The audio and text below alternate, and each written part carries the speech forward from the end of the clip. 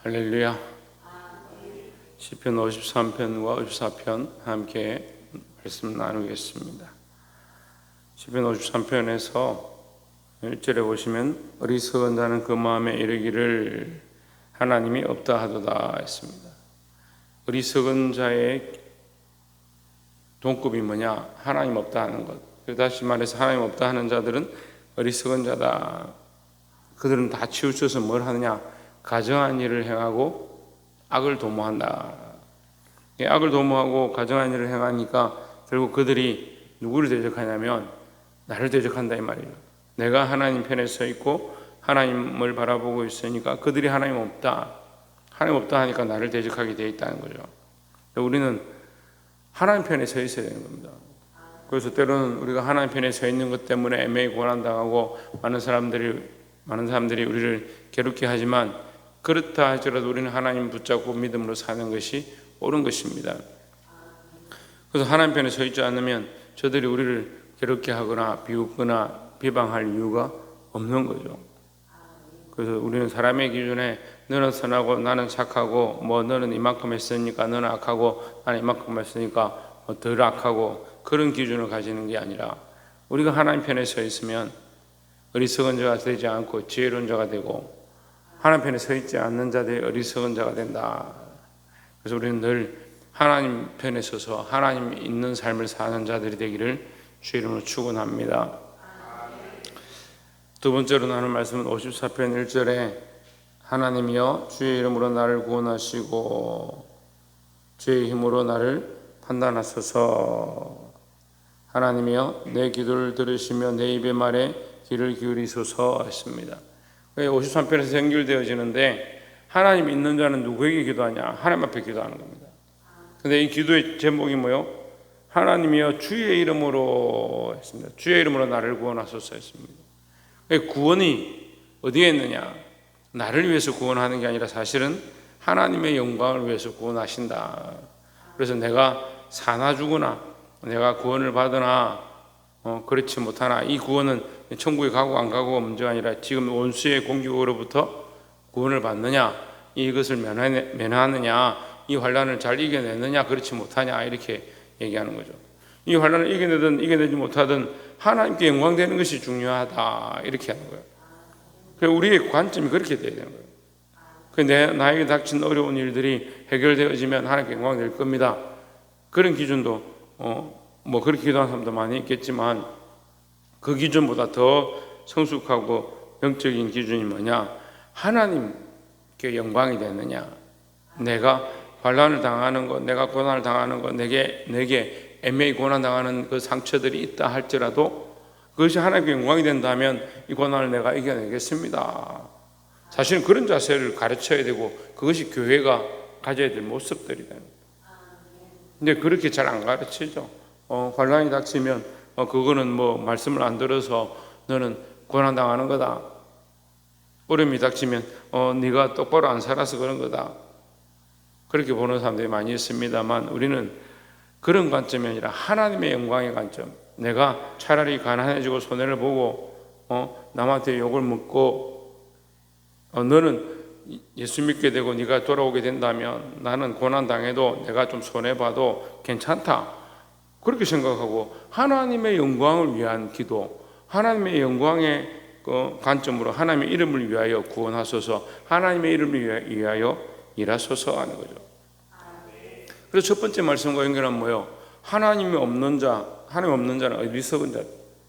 그럼 그들이 유리하게 되고 그들에게 복이 가게 되고 그들이 형통하는데 우리는 환난과 고난 가운데 어려움을 당하면 그 하나님 이름을 위한 게 아닌 게 되는 거죠. 그런 관점으로 보면 우리가 하나님 편에 서 있고 하나님 이름을 위해 서 있다면 결국은 지금 당장에 조금 어렵고 힘든 일들이 있다 할지라도 하나님 결국은 하나님의 이름을 위하여 이 일들을 이루시고 역사하시고 구원의 일을 행하실 줄 믿습니다. 그래서 당장 눈앞에 있는 어려움을 두려워하지 말고 믿음으로 끝까지 싸워 이기기를 주의 이름으로 축원합니다. 마지막으로 6절에 54편 6절에 내가 낳은 죄로 주께 제사하리이다 했습니다. 낙헌제는 뭐냐? 낙헌제야 감사제와 비슷한 거죠. 하나님 우리에게 이렇게 응답해 주실 줄 믿고 감사합니다 이렇게 하는 것. 감사제에 가까운데 좀 더 이제 낙헌제는 좀 더 깊이가 있는 겁니다.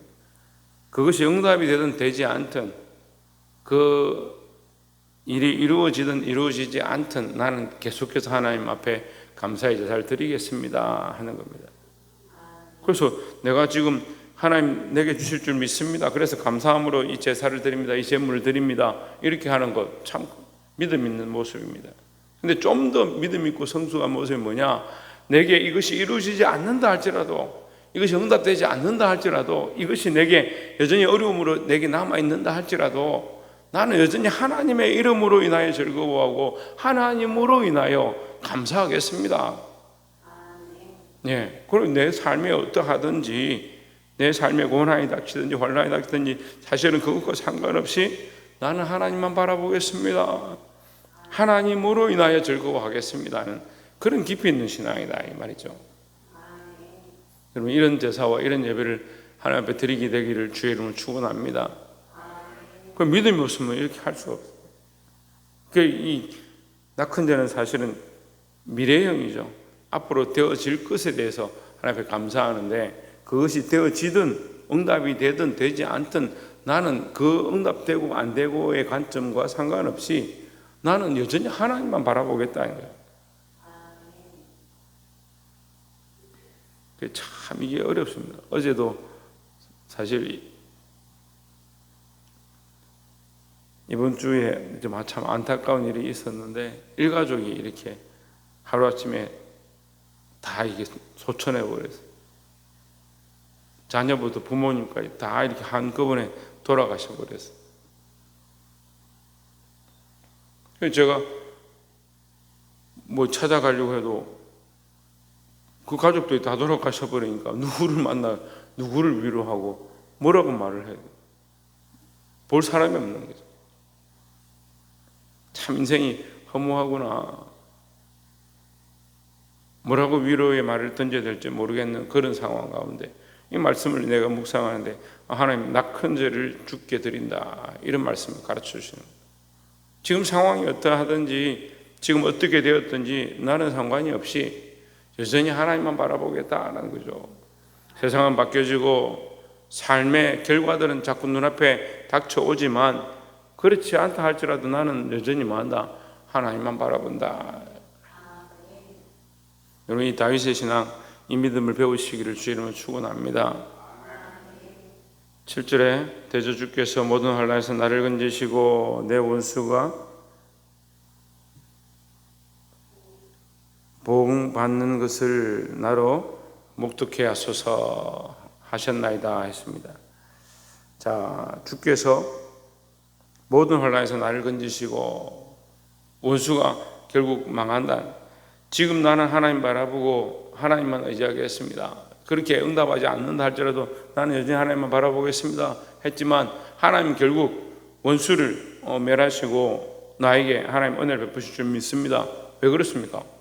왜 그렇습니까? 하나님 없는 자와 하나님 있는 자의 결과가 다를 줄 나는 믿는다라는 거죠. 지금 당장 어려움이 닥치고 환난이 있다 할지라도 지금 눈앞에 있는 것만 바라보지 아니하고 끝까지 하나만 붙잡겠다는 이 신앙을 배우시고 놓치지 않기를 주의 이름으로 축원합니다. 기도하겠습니다.